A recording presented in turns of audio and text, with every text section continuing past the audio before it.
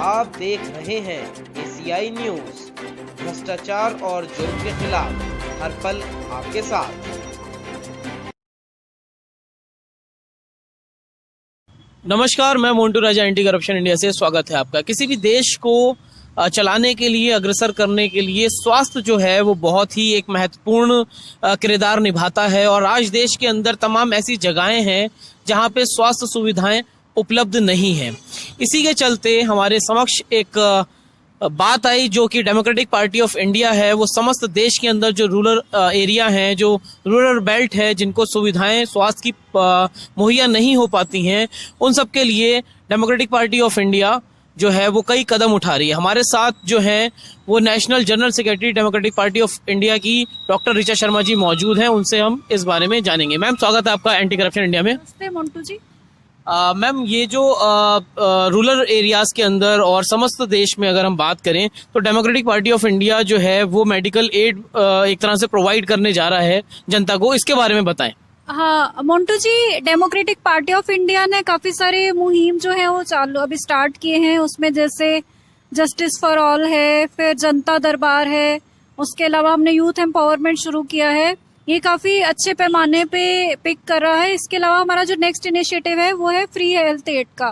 Because मैं खुद एक मेडिकल प्रोफेशनल हूँ, पर हम ऐसा देखते हैं कि जो आपकी स्वास्थ्य सुविधाएं हैं वो कुछ सीमित एरिया तक ही एक लिमिटेड रह जाती हैं। बिकॉज मेट्रो सिटीज हैं, टाउन्स हैं, वहाँ फिर भी जो मेन एरियाज है लोगों को सुविधाएं हैं। बट अगर हम इंटीरियर में, जहाँ हमारा भारत बसता है, बिकॉज हमारी जो 70-80% जनता है वो विलेजेस में पाई जाती है, रूरल एरियाज में है, एंड वो हमारी स्ट्रेंथ है बेसिकली हर हिसाब से।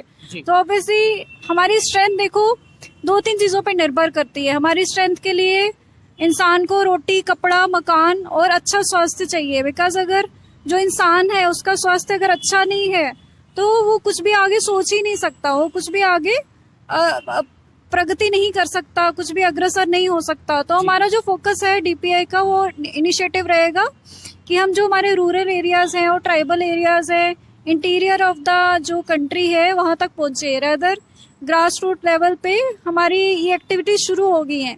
मैं खुद भी उसका एक हिस्सा हूँ। हम डेली बेसिस पे उनसे वार्तालाप करते हैं, एंड हमारे जो आगे कार्यकर्ता हैं वो उनको सुविधाएं, उनकी अवेयरनेस दे रहे हैं। धीरे धीरे उनको वो मुहैया कराई जाएगी।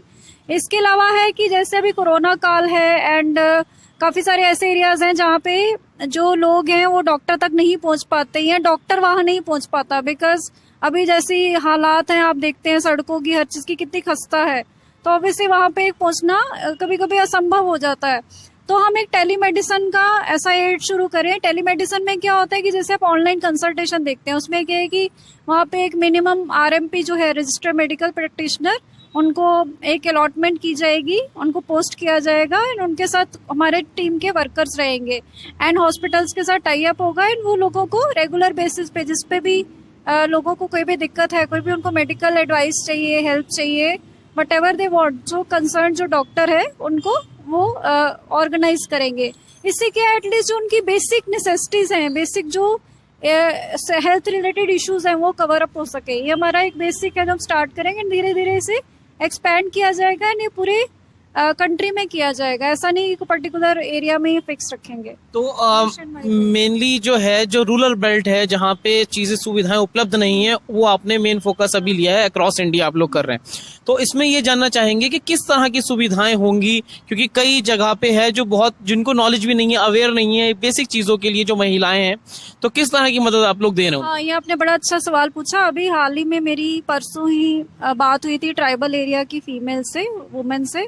तो वो डेली वेजर बेसिस पे रहते हैं, उनको तो इतना भी वक्त नहीं रहता कि वो अपने बारे में सोच सके। Obviously as concern citizen, as party, as political party, and as doctors, हमारा फर्ज बनता है कि हम उनको पहले उसके बारे में एक अवेयरनेस दें।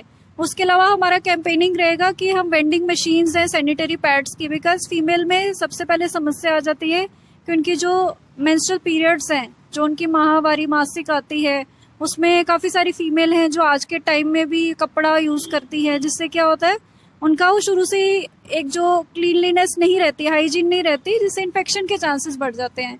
अगर इन्फेक्शन बढ़ जाता है तो फ्यूचर में उनको एक फर्टिलिटी की दिक्कत आ सकती है, मीन्स बांझपन की समस्या आ सकती है या फर्दर पस पड़ सकती है, मीन्स काफी सारी ऐसी कॉम्प्लिकेशंस हो सकती हैं, तो एक इशू है। फिर दूसरा आ जाता है कि हमने उनका बेसिक एक उनको जो हाइजीन प्रैक्टिसेस हैं वो सब समझाई जाएंगी, मेंस्ट्रुअल प्रैक्टिसेस हैं उसके बारे में बताया जाएगा, जो मैं अभी भी उनको अटेंड कर रही हूँ। इसके अलावा हमारा आ जाता है कि प्रसूति से रिलेटेड, प्रेगनेंसी से रिलेटेड काफी सारे ऐसे बेड्स हैं जहाँ पेशेंट्स जो लोग हैं अभी भी होम डिलीवरीज कराते हैं, इवन वहाँ पे दाइज या कोई भी ट्रेन्ड वर्कर्स भी नहीं हैं। एंड कॉम्प्लिकेशन से वहाँ बच्चा करना एक वैसे रहता है फीमेल के लिए जैसे वो कोई नया जन्म ले रही हो। काफी सारी फीमेल्स की जो मैटरनल मोर्टेलिटी रेट जिसे हम कहते हैं वो इसी वजह से हो जाती है, एनीमिया की वजह से, खून का ज्यादा रिसाव हो गया, इन्फेक्शन हो गया, या कभी कभी बच्चेदानी क्या पता रप्चर जिसे हम कहते हैं यूट्राइन रप्चर हो जाए। तो अगर पेशेंट को वो फैसिलिटी नहीं होगी, टर्शरी सेंटर नहीं, एटलीस्ट बेसिक सुविधाएं हो, टर्शरी तो बहुत आगे तक हो गया, एटलीस्ट बेसिक सुविधाएं हो जहाँ पे एटलीस्ट वो अपनी डिलीवरी करा सके, तो वो सब चीजों पे फोकस किया जाएगा। तो ये आप कैसे देखते हैं, तमाम जो है देश को आज़ाद हुए 74 साल हो गए हैं, जो सरकारें हैं, मौजूद सरकार है, जो पहले सरकारें रही हैं, वो इस चीज़ के लिए प्रतिबद्ध होती हैं कि देश की जो जनता है उसके कल्याण और स्वास्थ्य की जिम्मेदारी सरकार की होती है। तो आपको अभी, क्योंकि जो डेमोक्रेटिक पार्टी ऑफ इंडिया कहीं से जीती भी नहीं है पार्टी, और अपार्ट मतलब बिना जीते हुए भी आप इस तरह के जो कार्य कर रही हैं, क्या सोचती हैं कि डेमोक्रेटिक पार्टी ऑफ इंडिया जो है उसका जो फ्यूचर है, एक तरह से जो भविष्य है, वो कहाँ देखती हैं आप? देखो, डेमोक्रेटिक पार्टी ऑफ इंडिया पहले तो एक काफी अच्छे एक मोटिव के साथ आई है, because we say that we are more of social and less political, ठीक है। तो ऑब्वियसली हमारा मकसद है कि लोगों को एक एम्पावर करना, उनको हर तरीके से एम्पावर करना, बिकॉज अगर आपकी जनता एम्पावर्ड नहीं है, अवेयर नहीं है, तो वो कोई भी चीज का अगर आप सुविधाएं उन्हें प्रदान भी करते हैं, कोई भी नीतियां लागू भी करते हैं, उन तक पहुंचती नहीं है। काफी सारी करप्शन है एंड देश की क्या हालत चल रही है हम सबको दिख रहा है।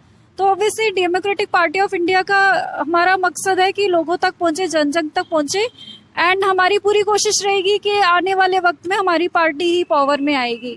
एंड हम लोगों से अपील करते हैं कि जो भी सिस्टम से प्रताड़ित है या जिन्हें लगता है कि एक चेंज की आवश्यकता है, वो भारी से भारी मात्रा में हमें जुड़े और हमारे को सशक्तिकरण करें, ताकि हम उनके लिए फर्दर कार्य कर सके। तो अभी हमारे चैनल के माध्यम से जो है देश की जनता को आप कोई संदेश देना चाहेंगे? देखो, देश की जनता के लिए संदेश है कि वो अगर उनको एक चेंज चाहिए, अगर उन्हें लगता है कि जो देश है उसमें काफी सारा बदलाव की जरूरत है, तो वो ज्यादा संख्या में ऐसी पार्टी के साथ जुड़े जैसे डेमोक्रेटिक पार्टी ऑफ इंडिया है, जो एक नेशन सेंट्रिक है, सिटीजन सेंट्रिक है। बिकॉज अल्टीमेटली जो है एक लोगों का एम्पावरमेंट, जैसे मैंने पहले बोला, वो इम्पोर्टेंट है। जैसा कि आपने देखा और जाना कि डेमोक्रेटिक पार्टी ऑफ इंडिया कुछ इस तरह के कदम उठा रही है जो अब तक किसी पॉलिटिकल पार्टी ने नहीं उठाए हैं। बिना जीते हुए भी, बिना पावर में आए हुए भी किस तरह काम किया जाता है देश के प्रति और जनता के प्रति, वो उसका एक जीता जागता स्वरूप जो है वो डेमोक्रेटिक पार्टी ऑफ बन के नजर आ रही है। आपकी क्या है राय, हमसे आप कमेंट द्वारा साझा कर सकते हैं। अगली अपडेट के साथ आपके सामने फिर प्रस्तुत होंगे। नमस्कार।